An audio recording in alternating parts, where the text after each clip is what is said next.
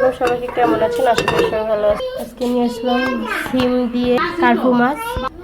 টাটকা সিম দিয়ে রান্না কার্পু মাছ 4 পিস। এখন তেল দিয়ে দেবো কড়াইতে। এখন এক এক করে মাছগুলো দিয়ে দিব কড়াইতে। দিয়ে দিলাম মাছগুলো, লাল লাল করে ভেজে নেব। ভেজে নিচ্ছি। আর এখানে দিয়ে দেবো এখন পেঁয়াজ মশলার জন্য, কুচানো পেঁয়াজ।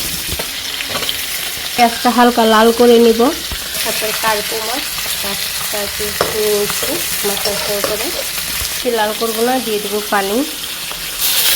দিয়ে দিলাম পরিমাণ মতো লবণ, 1 চামচ হলুদ গুঁড়ো, দিয়ে দিলাম মরিচ, 2 চামচ দিলাম কাঁচামরিচ অ্যাড করবো। তাই একটু ভালোভাবে কষাই নেব। মাছ ভাজা হয়ে গেছে।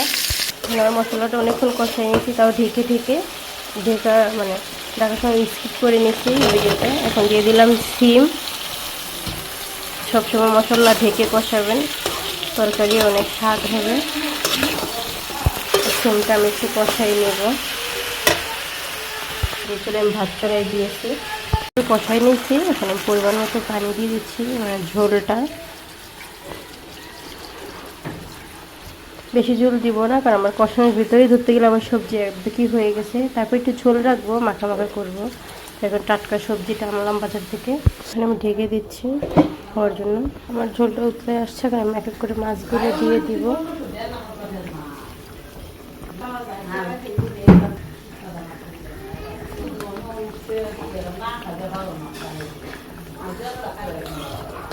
আবার আমি ঢেকে দিব।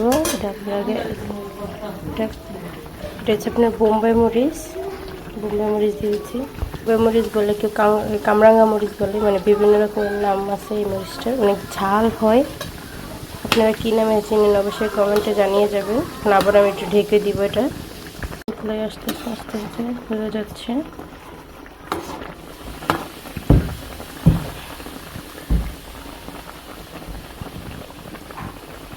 ডিম দিয়ে কার্পু মাছ, এটা ডিমওয়ালা কার্পু মাছ ছিল, ডিম একদম ভরা ছিল কার্পু মাছে। খুব সুন্দর কালারটা আসছে তরকারির। সব ফ্রাই হয়ে গেছে।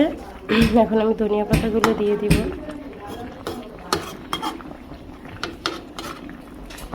দিয়ে দিচ্ছি ধনিয়া পাতাগুলো। আমার রান্নাটা প্রায় হয়ে গেছে। আসলে রান্নাটা কেমন হয়েছে অবশ্যই কমেন্টের মাধ্যমে জানিয়ে যাবেন। তো অবশ্যই আমাকে লাইক কমেন্ট শেয়ার করে দিয়ে যাবেন। সবাই আমার একটু পাশে থাকবেন। আশা করি আমার রান্নাটা কেমন হয়েছে তাও কমেন্টের মাধ্যমে বলে যাবেন। সবাই ভালো থাকবেন, সুস্থ থাকবেন। ধন্যবাদ।